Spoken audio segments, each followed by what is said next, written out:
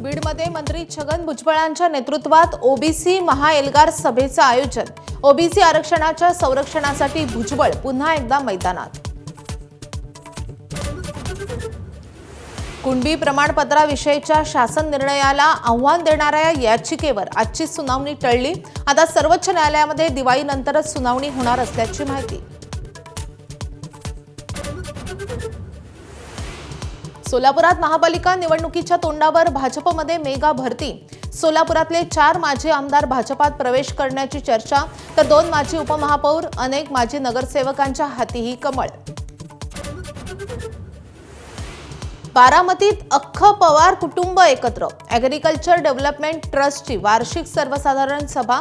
शरद पवार, अजित पवार, सुळे, सुनेत्रा यांच्यासह अनेक जण एकत्र।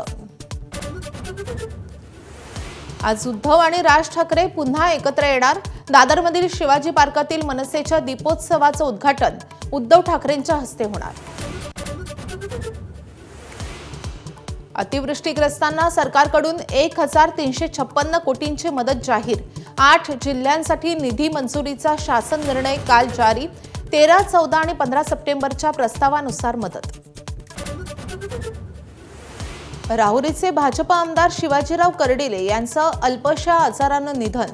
वयाच्या 67व्या वर्षी घेतला अखेरचा श्वास। अहिल्यानगर जिल्ह्यामध्ये शोककळा। ऐन दिवाळीच्या तोंडावर पुण्यामध्ये 2 कोटींचा भेसळयुक्त खवा, तूप, पनीर जप्त। अन्न आणि औषध प्रशासनाची मोठी कारवाई। भेसळ विक्री करणाऱ्या 196 आस्थापनांना नोटिसा। भारताच्या क्रिकेटपटूंना परदेशातल्या T20 लीगमध्ये खेळू द्या। रवी शास्त्रींचा बीसीसीआयला सल्ला। भारतामध्ये सगळ्याच क्रिकेटपटूंना खेळायला संधी मिळत नाही असं दिलं कारण।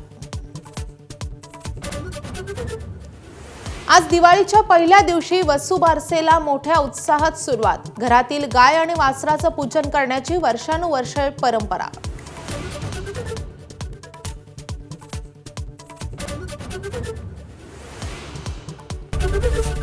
एबीपी माझा, उघडा डोळे बघा नीट।